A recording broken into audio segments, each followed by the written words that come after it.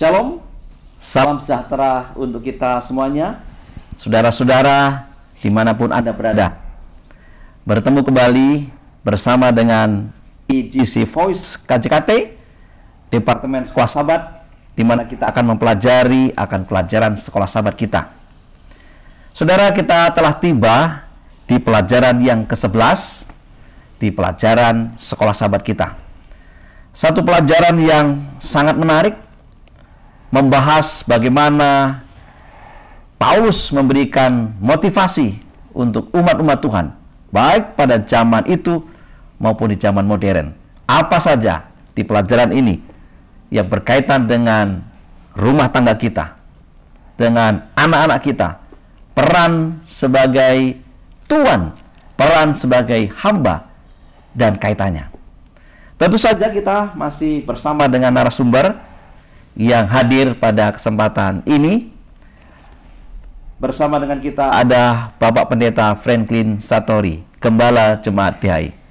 Selamat bergabung Pak Pendeta. Terima kasih. Shalom para pemirsa di rumah. Demikian juga bersama dengan kita Bapak Pendeta Albert Sarongsong. Beliau adalah Sekretaris Kependetaan Konferensi Jawa Kawasan Timur. Bagaimana kabarnya Pak Pendeta? Puji Tuhan baik. Shalom, saudara-saudara pemirsa sekalian. Saudara, tentu kita akan mempelajari pelajaran ini lebih dalam lagi. Namun sebelum kita memulai, mari kita tunduk kepala dan kita berdoa.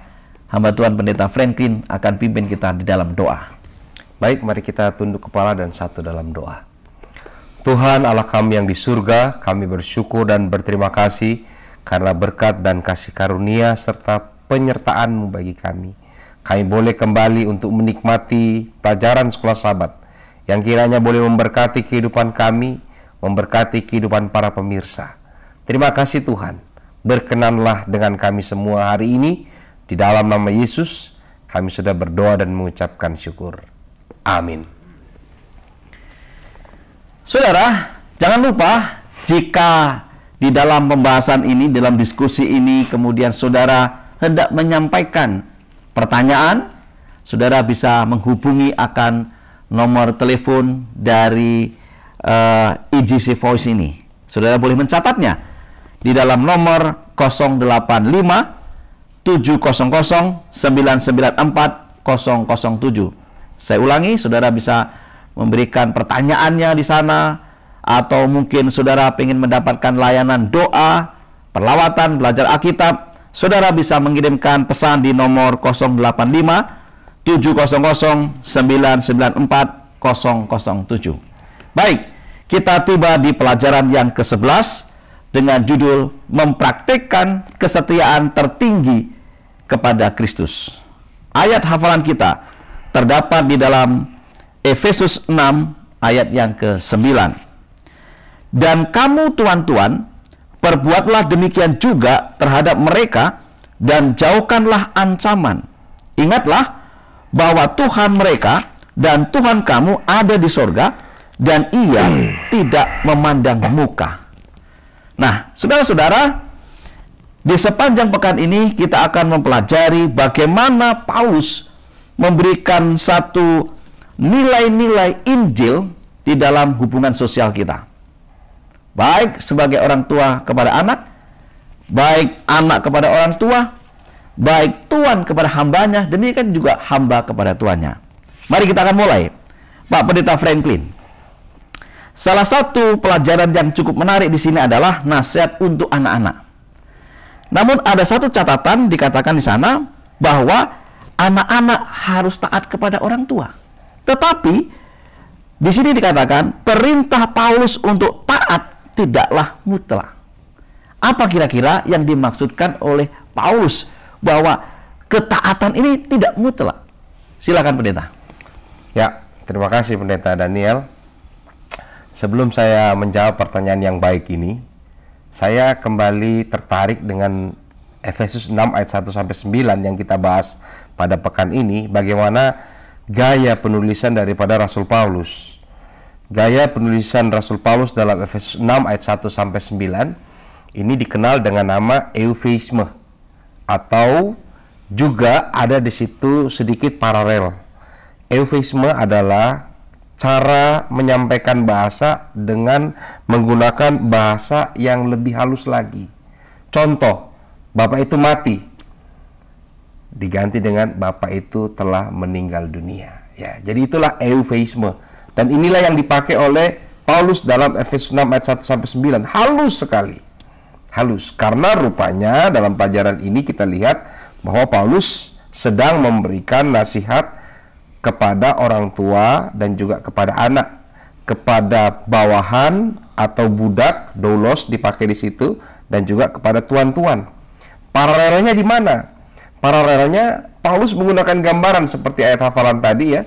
Dia katakan, engkau adalah hamba sekaligus juga tuan, tapi jangan lupa engkau juga punya tuan, yaitu Tuhan yang di surga. Ya. Kan begitu ya.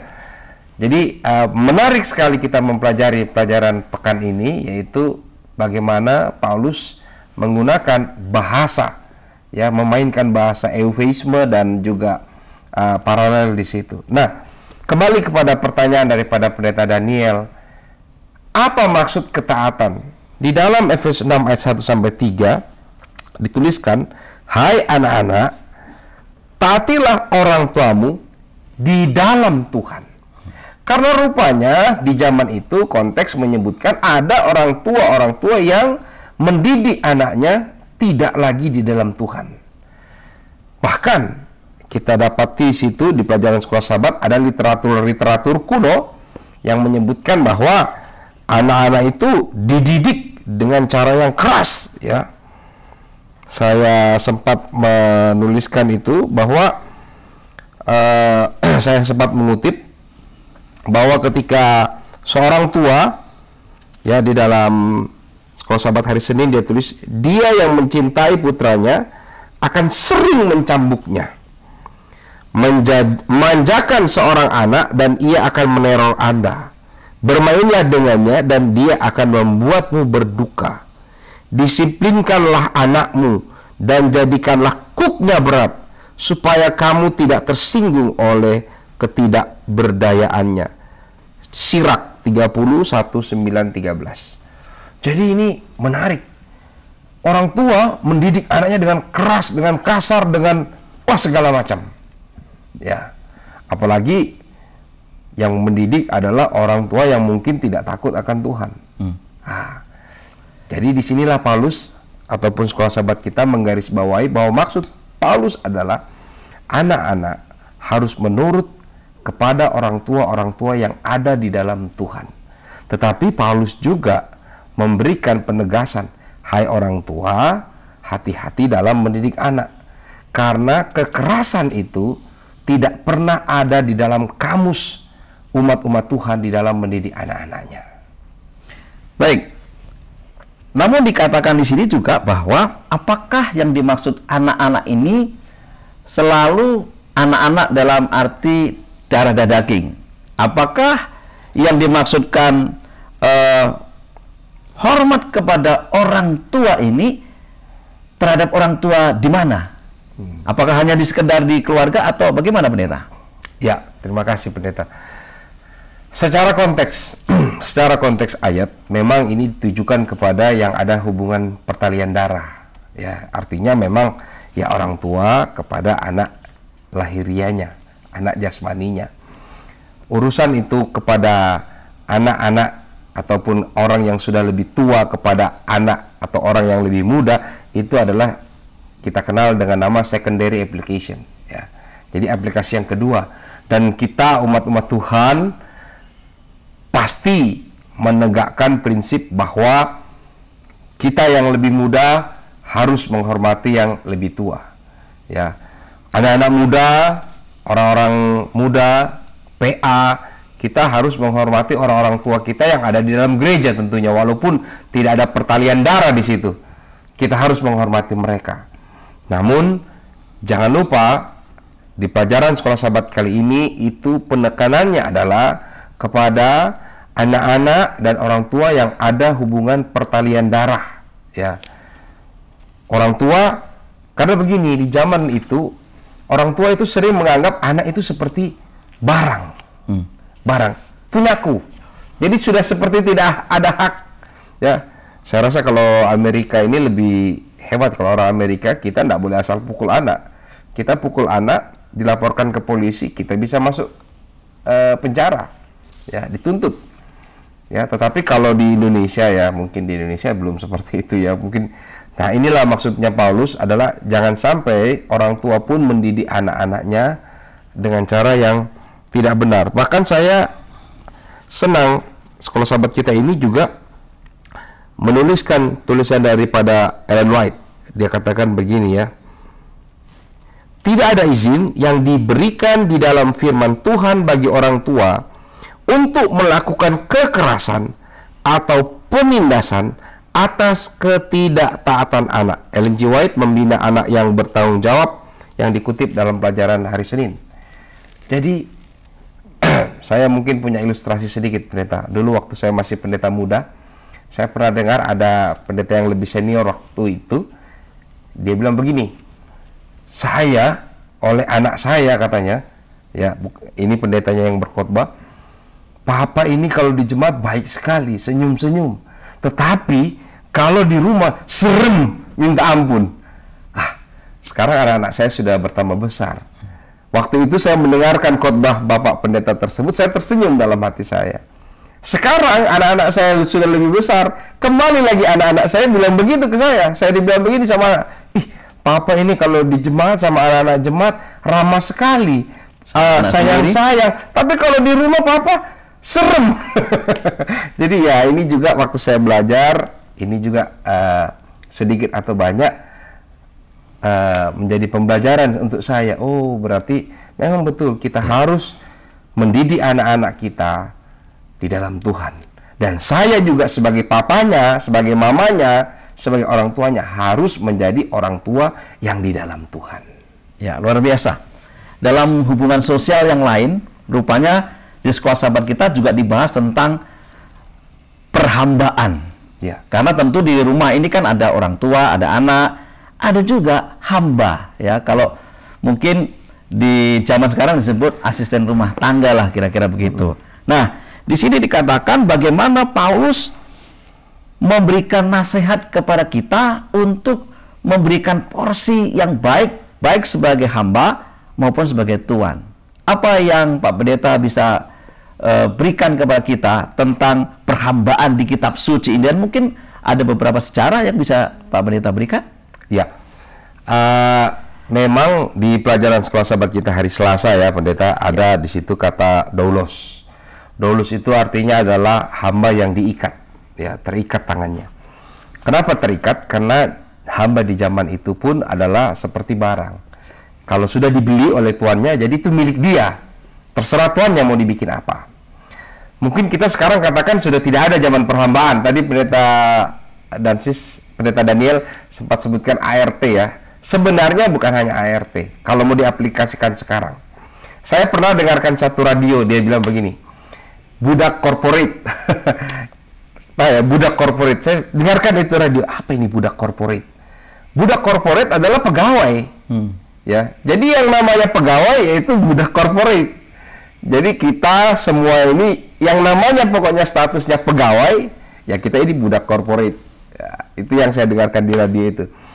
Artinya adalah begini, Paulus bukan sedang mencoba untuk mengadakan pembebasan perhambaan di zaman kekaisaran itu, tetapi Paulus coba untuk mengingatkan kembali para umat-umat, ya, orang-orang yang memiliki, kalau di zaman itu budak korporat, budak, ya, kalau sekarang ini pegawai.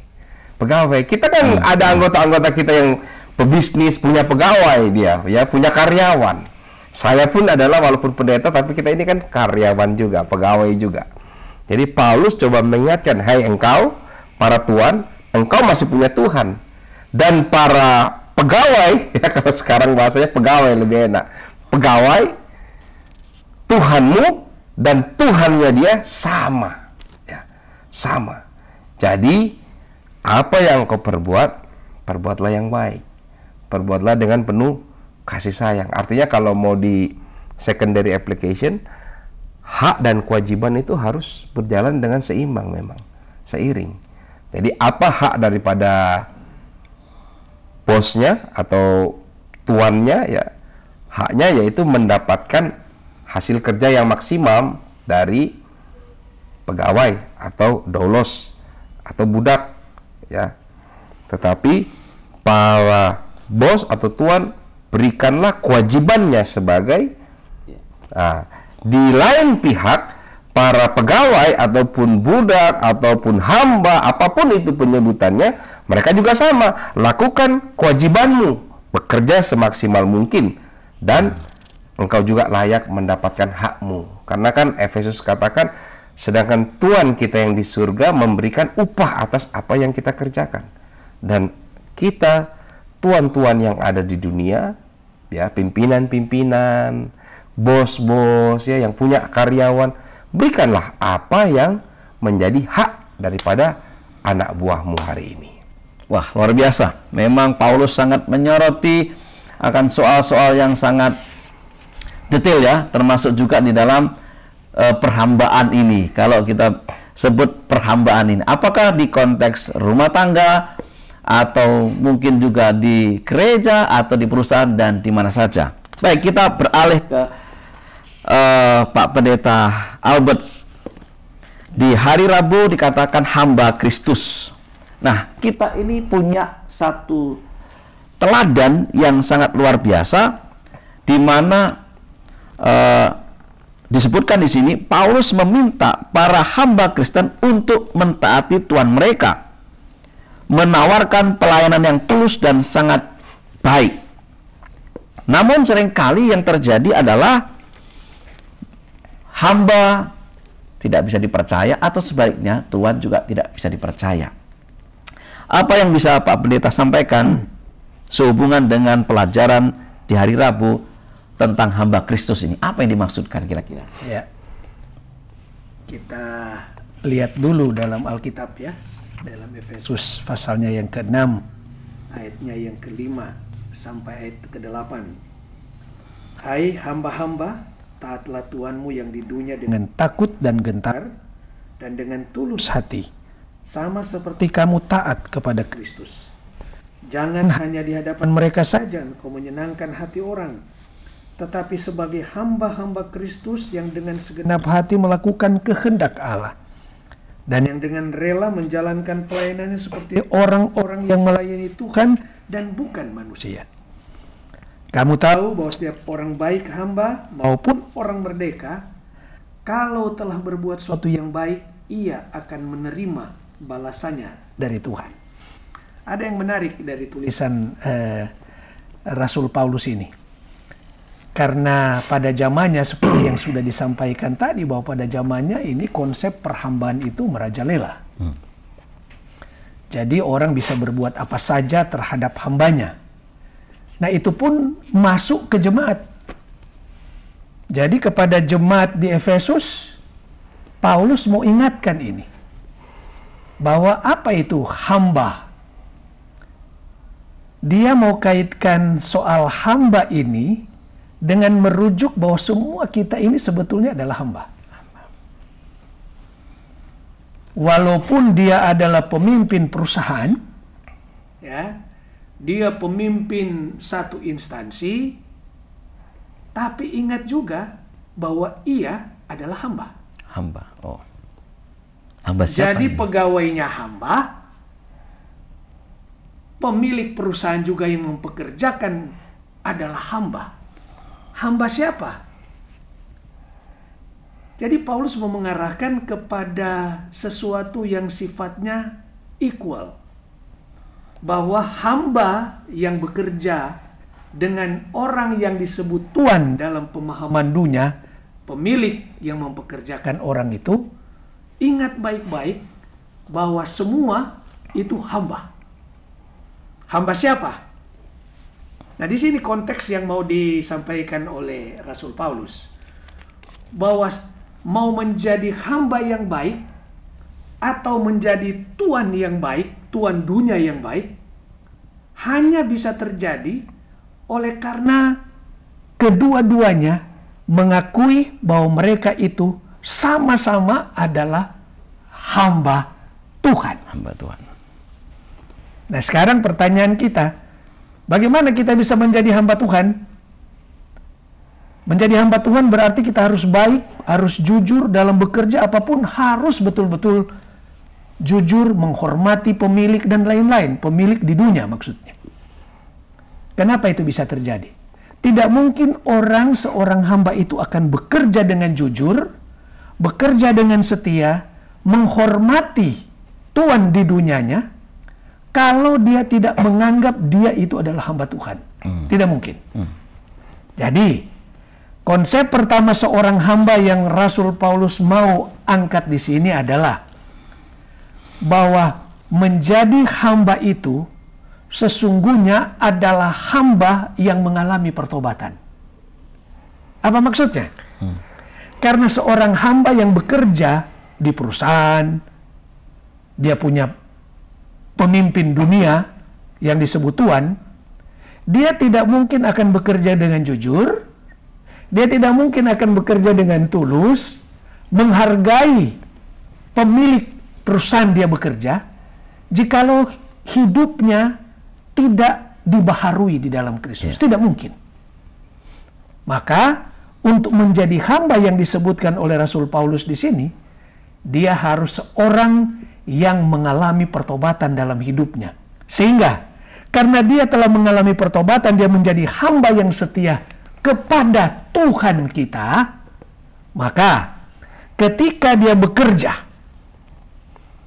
dia bekerja menjadi hamba, dalam tanda kutip ini hamba, dari satu perusahaan atau dari satu kantor di mana dia punya tuan dunia, maka ia dapat bekerja dengan apa? Dengan takut dan gentar. Artinya menghormati siapa yang memberikan pekerjaan. Kenapa? Karena dia menghormati Tuhannya. Bagaimana dia mau menghormati pemilik perusahaan itu kalau dalam hidupnya dia tidak menghormati Allahnya? Tidak mungkin. Jadi seorang hamba dia dapat bekerja dengan jujur, dengan setia, dengan sebaik-baiknya, karena dia tahu dia itu bukan bekerja bagi tuannya di dunia. Dia menunjukkan kesetiaannya kepada Tuhannya. Jadi dengan kata lain begini, kalau saya menjadi seorang pekerja di satu tempat, saya sesungguhnya bukan bekerja buat Tuhan di dunia ini, tapi saya bekerja untuk Tuhan. Karena ketika saya bekerja dengan baik, bekerja dengan jujur, ingat, nama siapa yang kita bawa di situ? Nama Tuhan. Kenapa saya melakukannya? Karena saya setia kepada Allah saya. Kenapa saya respect kepada pimpinan perusahaan? Karena saya respect kepada Allah saya. Jadi konsep inilah yang mau diangkat oleh Rasul Paulus.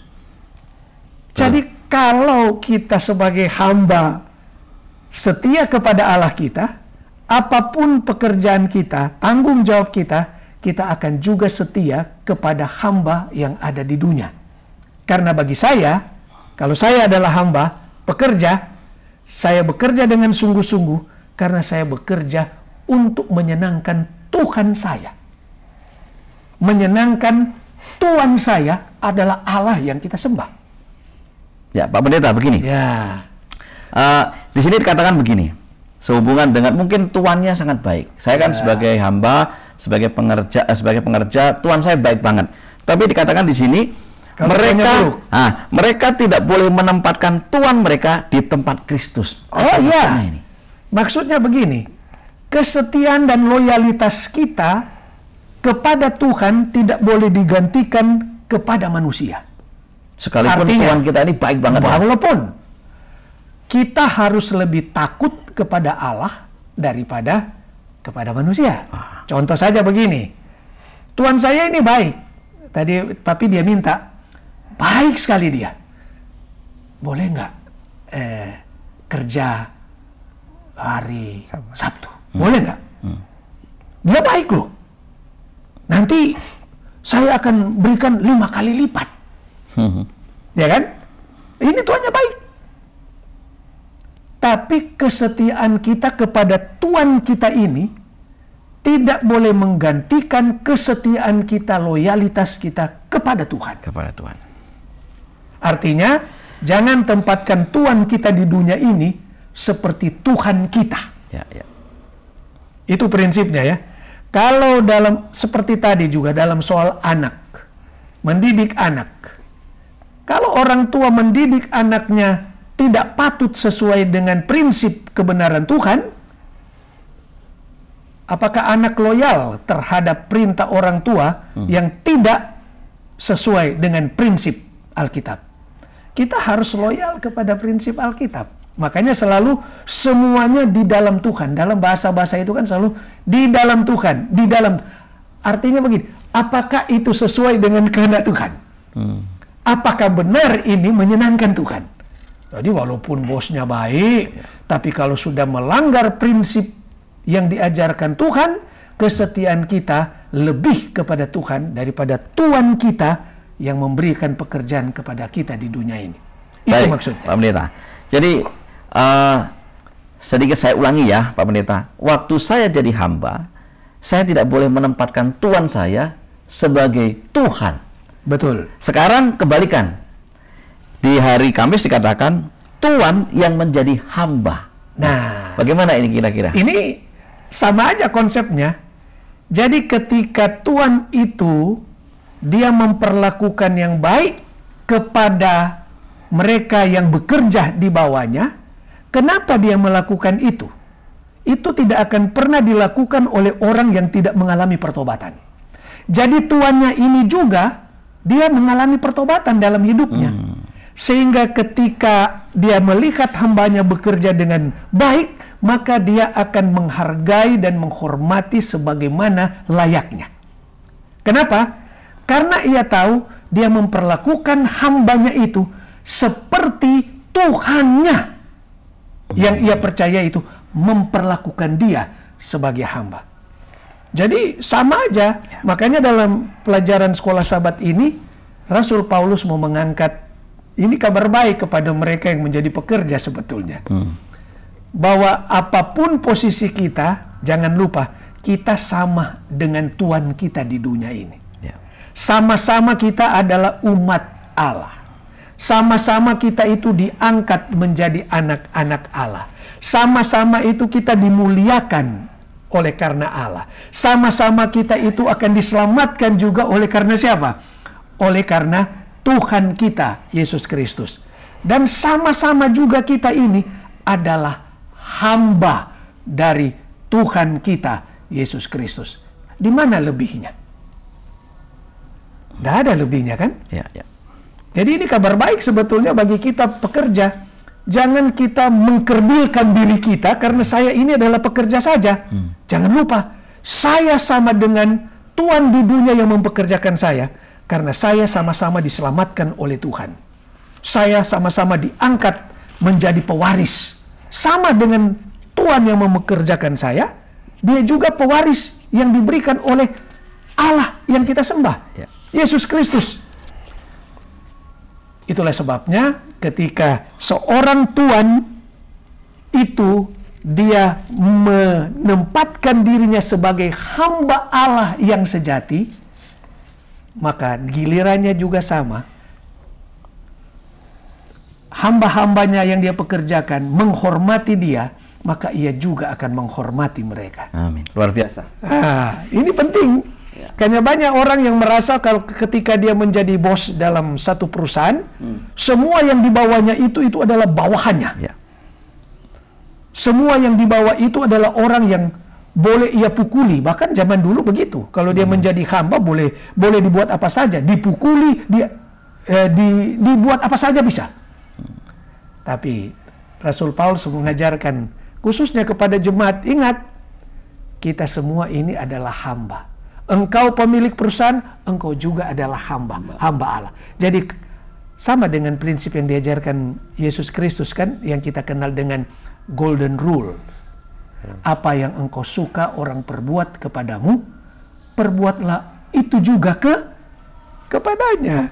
Jadi kalau pemilik perusahaan juga yang mempekerjakan orang, dia mau orang pekerja itu mau respect sama dia, maka dia juga harus respect kepada para pengerjanya. Iya, luar biasa. Kalau dia mau hamba-hambanya itu loyal dan jujur kepadanya, maka ia juga harus loyal dan jujur kepada orang yang ia pekerjakan. Ini Rasul Paulus mau angkat bahwa kita sebetulnya sama dalam pandangan Tuhan. Ya. Nah. Baik, luar biasa. Memang sangat luas Paulus membahas akan hubungan sosial ini, khususnya di kitab Efesus ini ya. Kembali mungkin kita akan sedikit, Pak Pendeta Franklin, barangkali sebagai closing statement ya, atau mungkin hal yang di poin pentingnya lah, kira-kira apa yang Pak Pendeta bisa tekankan kembali sehubungan dengan hubungan kita antara orang tua dengan anak, anak dengan orang tua, dan bagaimana masing-masing kita menjalankan peran kita. Ya, terima kasih Pendeta Daniel Siswanto. Jadi membahas masalah rumah tangga khususnya antara orang tua dan anak, memang kita diingatkan oleh Tuhan bahwa kita ini semua adalah anak-anak Tuhan. Orang tua rohani kita adalah Tuhan sendiri tentunya. Dan sebagai anak-anak Tuhan, marilah kita hidup di dalam kebenaran firman Tuhan. Orang tua yang hidup di dalam kebenaran firman Tuhan, ia akan mendidik anak-anak di dalam Tuhan. Anak-anak yang dididik di dalam Tuhan, kelak dia juga akan menjadi orang tua. Dan kita akan harapkan dia menjadi orang tua di dalam Tuhan. Kenapa? Karena sebagai orang tua, saya dan istri kepada anak-anak adalah wakil Tuhan di atas dunia ini. Jadi, jangan sampai saya memberikan gambaran yang buruk kepada anak-anak saya akan image Tuhan. Karena saya sedang menjadi wakil Tuhan di atas dunia ini. Demikian juga sebaliknya. Pada saat yang sama, saya masih punya orang tua. Ya, saya punya orang tua ada. Saya harus bisa menjadi anak-anak Tuhan yang benar, supaya orang tua saya tidak kecewa. Oh, ada juga orang tua kan yang dia kecewa karena anak-anaknya mungkin berlaku tidak baik dan lain sebagainya. Saya harus menunjukkan kepada orang tua, ini loh hasil kalian mendidik saya di dalam Tuhan. Jadi pada akhirnya, apakah peran kita sebagai orang tua ataupun sebagai anak, kita semua harus ada di dalam Tuhan. Sebagai manusia kita ada kelemahan, itu pasti ya. Ada hal-hal yang mungkin mengecewakan anak-anak kita, atau saya sebagai anak kecewa juga kepada orang tua. Mungkin ada perasaan itu ya, namanya manusia. Tetapi saya yakin dan percaya kalau semua kita bawa di dalam Tuhan, kita doakan orang tua kita doakan anak-anak kita, segala sesuatu yang mungkin belum sempurna, nanti Tuhan yang sempurnakan. Wah, luar biasa. Pak Pendeta Albert, sebagai closing statement, Pak Pendeta pernah menjadi, anggap saja, tuan di konferen ini. Dan tentu saja sangat menarik hubungannya dengan pelajaran sekolah sahabat ini. Apa poin penting, apa kira-kira yang Pak Pendeta mau tekankan di sini? Ya, pertama tentu sebagai manusia saya tidak sempurna. Dan banyak yang perlu diperbaiki. Namun yang perlu kita ingat bahwa dalam hubungan sosial kita, apapun itu, jenis perhambaan apa saja, itu adalah kejahatan moral. Dalam bentuk apa saja, itu kejahatan moral. Dan kita sebagai anggota gereja, umat Tuhan, jangan sampai kita yang melakukan jenis perhambaan ini. Apakah di dalam rumah tangga, di dalam pendidikan, di dalam tempat di kantor, jangan sampai kita mempraktekannya. Dan nasihat daripada Paulus kepada kita, karena apa yang ditulis ini adalah ilham. Dan ingat, Paulus dia bukan menyetujui perhambaan, dia tidak setuju dengan perhambaan. Itulah sebabnya dia sampaikan dalam bentuk kata-kata yang sangat halus, yang cocok untuk didengarkan orang, karena ini suatu yang sangat apa? Pada zaman itu membicarakan mengenai perhambaan dengan konteks seperti disampaikan oleh Paulus. Kalau disampaikan dalam bentuk yang keras, itu akan sangat membawa dampak yang buruk, bukan hanya bagi dia tapi bagi orang-orang di sekitarnya. Nah, dia sampaikan dengan ilham. Apa tujuannya? Tujuannya supaya kita yang hidup sekarang ini dapat mempraktekkan apa yang kita pelajari dalam hubungan sosial kita dengan orang lain sesuai dengan pelajaran ini. Oleh karena itu, siapapun kita, apakah kita hamba dalam tanda kutip saya pekerja biasa, atau saya adalah tuan di dunia ini, tuan yang mempekerjakan orang, ingat baik-baik bahwa kita ini sama dalam pandangan Tuhan. Kita juga akan dihakimi sama-sama. Tidak ada yang berbeda. Oh, karena dia bos di dunia ini, punya perusahaan, dia dihakimi berbeda dengan yang orang yang dia pekerjakan. Sama-sama kita akan menghadapi penghakiman. Jadi kalau kita adalah tuan di dunia ini sekarang, berlakulah dengan adil dan baik kepada orang-orang yang kita pekerjakan. Lalu kepada kita yang menjadi pekerja sekarang ini, dikatakanlah hamba dalam tanda kutip, marilah kita bekerja dengan baik dan jujur, dengan setia, termasuk walaupun tuan kita di dunia ini yang mempekerjakan kita tidak adil kepada kita. Ya, ini mesti dicatat ini. Jadi jangan sampai kita mendapat perlakuan tidak adil, kita demonstrasi gitu kan. Pasang banner demonstrasi. Enggak. Rasul Paulus ajarkan di sini, walaupun kita diperlakukan dengan tidak adil, kita menderita sebagai seorang hamba yang dipekerjakan oleh Tuhan di dunia ini, tapi jangan lupa, kalau kita telah bekerja dengan sungguh-sungguh, kita diperlakukan dengan tidak adil oleh Tuhan kita di dunia ini, Tuhan kita di sorga yang akan membalas semua kebaikan kita sesuai dengan tulisan apa yang disampaikan oleh Efesus pasal 6 ini. Baik. Jadi, marilah kita bekerja dengan sungguh-sungguh, dengan jujur, dengan baik, dengan setia, apapun kapasitas kita dalam pekerjaan kita di dunia ini. Luar biasa. Terima kasih Pak Pendeta Albert. Saudara-saudara yang kasih Tuhan, mempraktekkan kesetiaan tertinggi kepada Kristus sebagai orang tua, sebagai anak, sebagai tuan, bahkan juga sebagai hamba. Karena pada dasarnya kita semua adalah hamba-hamba Allah yang dikatakan di sini, Allah tidak memandang rupa. Biarlah kita menghidupkan ini dalam kehidupan masing-masing kita. Sebagai apa kita ini? Apakah saya sebagai orang tua? Apakah saya sebagai anak? Apakah saya sebagai tuan? Atau saya sebagai hamba? Kiranya ini menjadi berkat bagi kita semuanya. Dan jangan lupa, sekali lagi, bila mana ada pertanyaan, ada permintaan doa, permohonan untuk belajar Alkitab, saudara bisa menuliskan di WA saudara dengan nomor 085 700 994 007. Maka tim kami akan memberikan respon, menghubungi saudara, dan memberikan pelayanan kepada saudara. Kita akan tutup pelajaran sekolah sahabat kita dan kita akan berdoa. Mari kita tunduk kepala dan berdoa. Bapa di surga, Allah yang berkemurahan, biarlah apa yang sudah kami pelajari, kami boleh mengerti, dan lebih daripada itu ya Tuhan, kami boleh mempraktekannya menjadi satu kesatuan sosial yang indah di mata Tuhan, di mata masyarakat, oleh karena kami boleh mempraktekkan nasihat-nasihat firman Tuhan, khususnya melalui kitab Efesus. Mohon berkat untuk seluruh umat-umat Tuhan, dimanapun mereka berada. Bagi mereka yang menyaksikan akan tayangan ini, kiranya mereka boleh semakin diperkuat iman mereka, semakin dipertambah pengetahuan mereka. Mohon berkat untuk Pak Pendeta Franklin Satori dan Bapak Pendeta Albert Serengsong. Terima kasih ya Tuhan. Inilah doa harapan kami. Kami persembahkan di dalam satu nama yang indah, Yesus Kristus Tuhan dan Juru Selamat kami. Amin.